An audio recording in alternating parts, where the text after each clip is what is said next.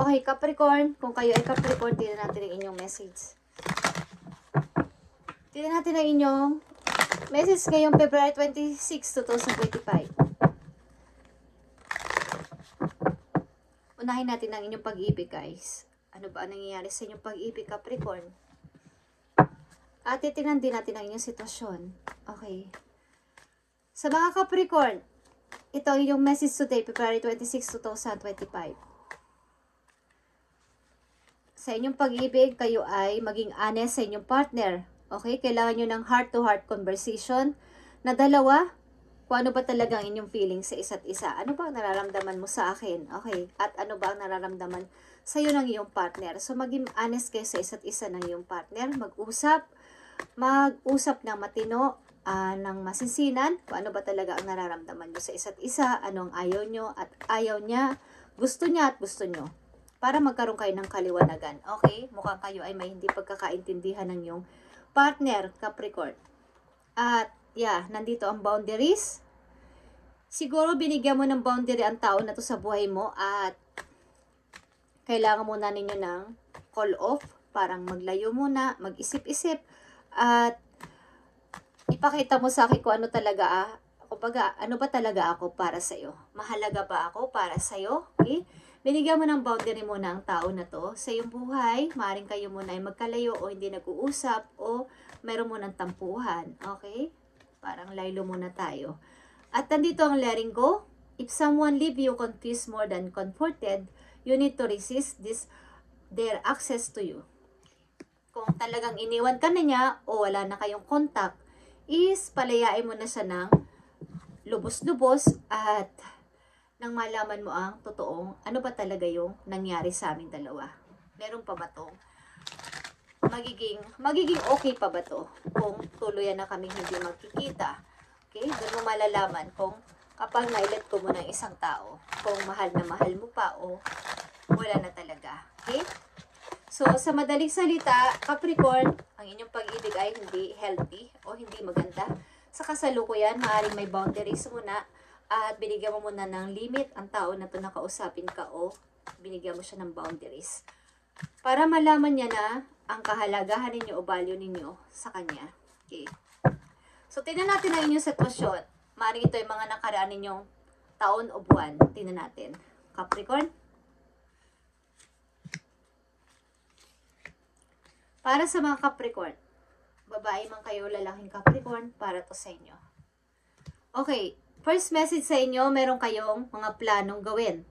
But, hindi matuloy-tuloy, Capricorn. Ito ay energy ng Sagittarius. Sapagkat kayo ay na pipigilan ng inyong emotion. Okay? Andito ang Four of Swords.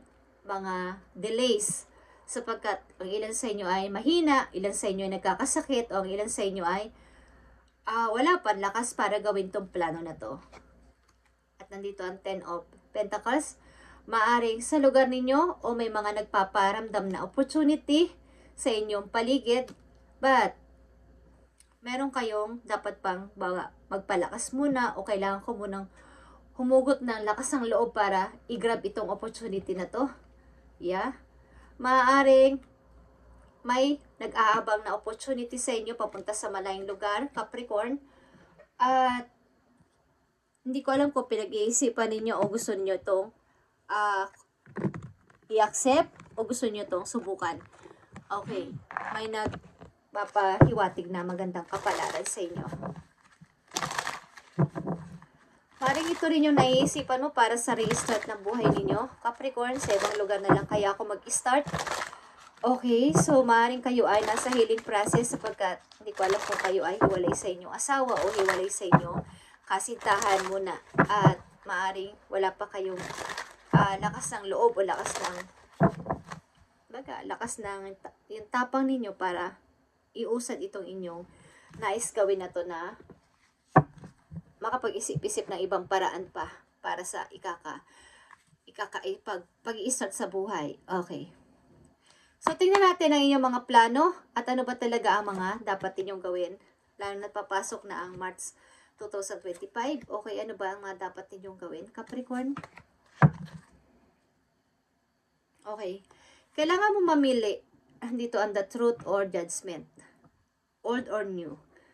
Capricorn, para sa iyong pag-i-start, para sa iyong pagpapasimula, para sa iyong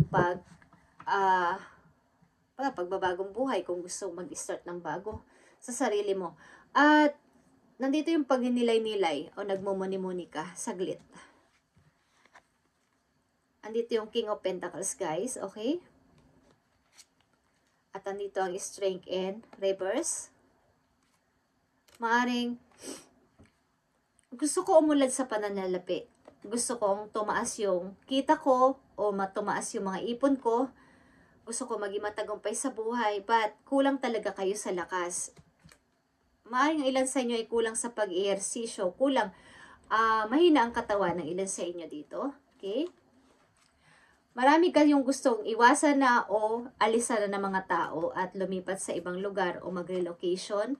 Yeah? Kasama ang inyong mahal sa buhay o ang inyong anak na kasama sa bahay. Okay. Yan lang ang tangi ninyong naaalala kapag nag-iisip o nagpaplano kayo ng mga bagay-bagay na ikauunlad. But may mahina pa kayong pangangatawan. Hindi ko alam kung bakit. Kung kayo ay nagkasakit ba o kayo ay wala pang lakas ng loob sa ngayon. Okay, Capricorn, tingnan natin ang mga message pa po yun. Mukhang nagpapalakas ng inyong loob ay ang inyong anak na maliit. Okay, kung may anak kayong maliit.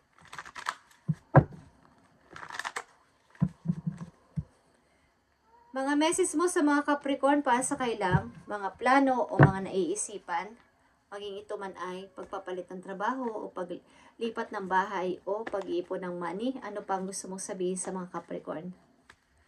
Maaaring kung kayo nasa relasyon na ay call off kayo ng iyong boyfriend o girlfriend o ng asawa, hindi mo na nag-uusap.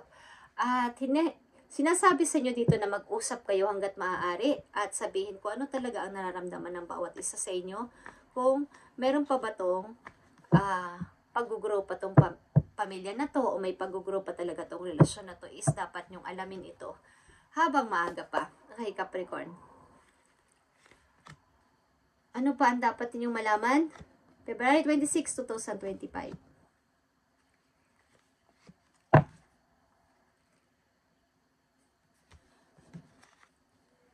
Okay. Knight of Pentacles is paghahanap talaga ng magandang kapalaran sa ibang lugar o pagpaplano. Meron kayo dito mga plano. Plano maglipat ng lugar para sa magandang opportunity. Mukhang doon maganda doon ang opportunity. May mga matatrabahuhan ako doon. Okay. At Ace of Wands is here. Mga bagong ideas, mga bago kong gagawin sa buhay. Kailangan kong yung in and out sa buhay ko ay mabago lahat. Okay, yan ang inyong iniisip o dapat ninyong gawin. At saka yung mga kakulangan sa maihinga ng tulong, kakulangan sa mga tao susuporta, wala yan. Okay, wala kayong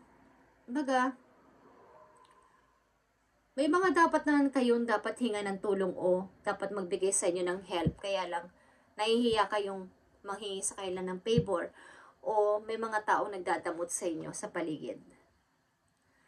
But, bilang isang ama o ina sa inyong tahanan is, ginagawa nyo to ng buong tapang. Kumbaga ay, yung inyong emotion ay dapat ay, wag mag-down. Wag kayong ma-down sa problema na to.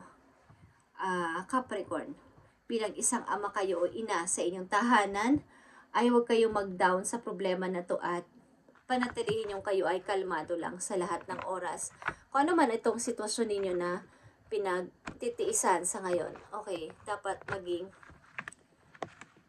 huwag kayong magpadala dito sa problema na to. Maaring may mga kamag-anak naman kayong dapat na maihinga ng tulong, sana ay pinagsasarahan kayo ng pintuan o hindi kayo binibigyan ng favor. Okay, Capricorn, advice para sa'yo. Tingnan natin. May mga plano ka, Capricorn, kaya lang ay hindi pa matuloy-tuloy. Maaari ding nasa process pa kayo ng paghihiling o pagpapagaling kung kayo ay nagkasakit man o galing kayo sa pagka-broke dito. O may usapin kayo sa pamilya, may usapin kayo sa inyong bilang mag-boyfriend o girlfriend is marami pang dapat kayong, kumbaga, ibalik yung inyong energy na nawala dito. Tingnan natin ang mga messages dito. Mukhang may mga tumutulong at mga nag-a-advise din sa inyo mga tao dito para ibahin mo naman ang iyong routine. Meron naman kayong mga tao ditong nahihinga ng tulong o tumutulong sa inyo. Advice para sa mga Capricorn na nandito sa reading. Ibigay mo ang tamang advice para sa kanilang sitwasyon. Thank you. Nandito ang rabbit, okay? Nandito yung cleverness. If you have been going through difficult times, Capricorn, it is time to think outside the box to find the solution. This is also a reminder to avoid neglecting your creative side. If you have let creative projects lapse, it's maybe time to pick them back up again. Okay, ibig sabihin nito, katulad ng mga message sa inyo, may mga plano kayo pero ayaw nyo lumiban sa inyong limitasyon. Ayaw nyo, nagbabadya yung parang gusto nyo lumipat, gusto nyo maglipat ng bahay, gusto nyo maglipat ng apartment, gusto nyo maglipat ng trabaho, pero kayo ay takot.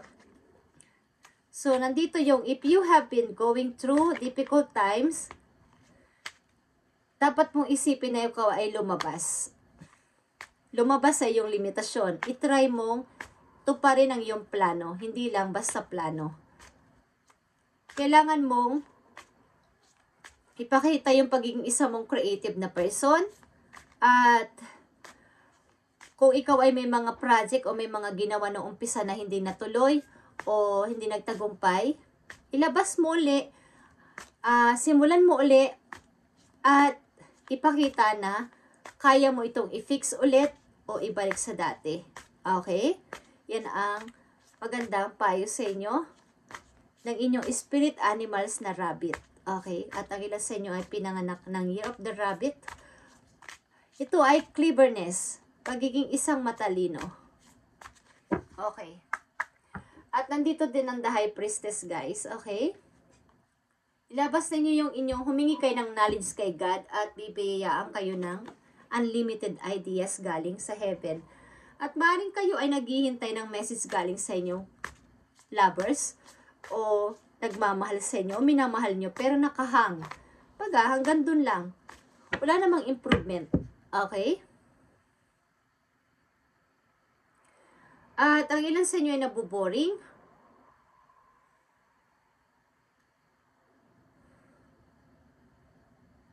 Kumbaga, kung hindi man ito o hindi man nagtagumpay ang inyong unang mga naisip o na plano, that is, gumawa kayo ng ibang mapapaglibangan para matupad muli sa other form. Kumbaga, another na naman na iisipin, maging creative kayo. Yun ang payo sa inyo dito. Okay? Something na kayo may mga plano, Capricorn, but hindi matuloy-tuloy sapagkat kayo ay natatakot na baka hindi magtagumpay. Baka hindi na naman matuloy. I-try mo lumabas dyan sa iyong kinakataguan para makita mo ang solution. Ang ibig sabihin, kahit yung isang tao is lagi nakakulong sa bahay, wala siyang nakahagilap na balita. Okay, galing sa labas. Pero i-try mong lumabas, ang dami mo na palang nakaligtaang balita. Ang dami mo palang nakaligtaan na mga sinasabi ng mga kapitbahay nyo, diba? Parang ganun yun. Okay. Kung hindi ka lalabas, hindi mo malalaman yung solution sapagkat baka yung makakasalubong mo, yung mga kaibigan mo, may maibigay sa yung idea, sa yung in-start na to na, kumbaga, negosyo mo dati na nalugi. Hindi mo ulit simulan. Ibukas mo ulit. Hindi naman sa lahat ng panahon o araw o buwan ay pare-pareho ang dating ng swerte ng tao. Maaring nung buwan na yun, nung taon na yun ay hindi ka mapalad. Pero this time, this year, ay mag-o-okay na sapagkat timing nga yun. Divine timing. Okay, Capricorn? Yun ang example doon. Huwag mong laging isipin na dati nga hindi naman nag-okay. Dati nga nalugi ako. Dati nga hindi naman nag-improve yung ipon ko o yung nilagay kong money. So yun yun. Nung time na yun hindi okay. Ba't hindi mo itry ulit ngayong March? Ngayong taon na to. Maring ito yung tamang timing na para sa'yo. Okay? So, huwag mong panatilihin na lagi kang nasa loob ng bahay. Huwag mong panatilihin na lagi kang nagpaplano lang at hindi natutuloy. Okay. Tingnan pa natin ang mga message sa'yo. Ito man ay pag-ibig mo, sa karir mo o sa iyong sarili. Para sa mga Capricorn. Nandito accelerated motion, okay? Yung pag-wish. Sana Lord, kahit one time lang, ibigay mo sa akin yung hinihiling ko. Okay? At nandito ang heart chakra, guys. Okay? About ito sa pag-ibig ninyo.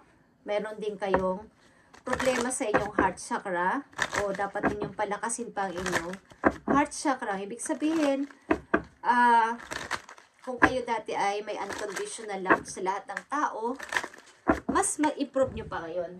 Mas malalo nyo pang i-improve yung inyong pagmamahal sa lahat ng tao na inyong makakasalamuha at mamimit sa labas. Okay. Hindi ko alam kung kayo ay may nakakamit sa, may nakikilala sa online. Ilan sa inyo. Tingnan natin ang message dito for Capricorn. Advice mo sa mga Capricorn. Nandito ang savor, vows of poverty. Okay, there's no need to suffer or sacrifice, Capricorn. Hold the intention of undoing any vows and poverty or self-denial that you may have made. Consciously or unconsciously. In any lifetime, as you do so, all effects of this vows will be endured for anyone involved in all direction of time. Kumbaga, yung nararamdaman mo na halimbawa yung mga difficult at saka paghihirap is nangyayari yan sa any na tao, anyone.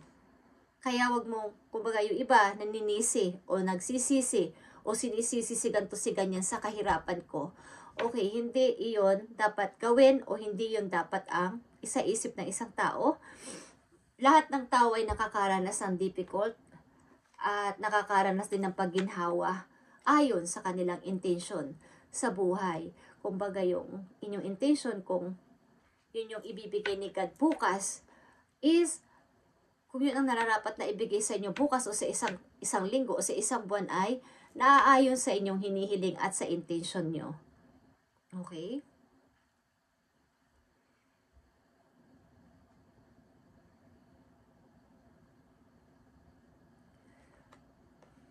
So may mga tao dito na gumugulo sa inyong utak.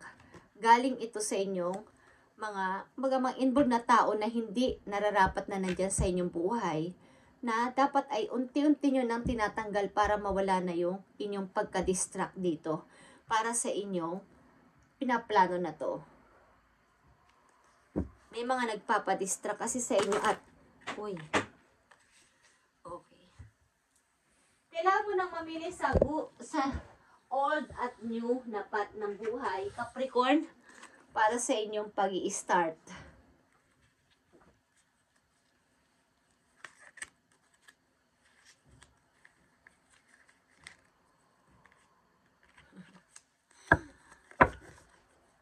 Maraming nang aabala. Gosh.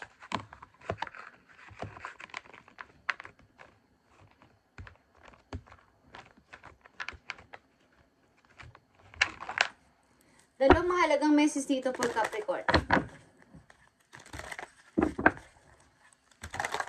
Kung kayo nasa pag-ibig pa ay hindi pa ito tapos na usapin sapagkat hindi pa kayo nag-uusap ng malinaw sa malinaw.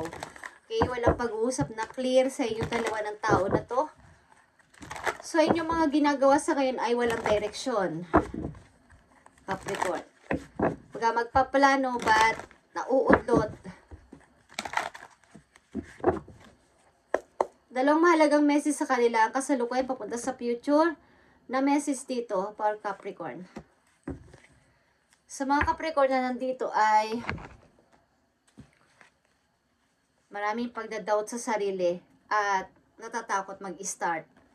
Siguro kailangan nyo ng mentor, kailangan nyo ng tagapagpayo at advisor sa inyong buhay para magtuloy-tuloy kayong mag-start sa bago ninyong buhay o bago nyong pag-i-start sa buhay. Okay.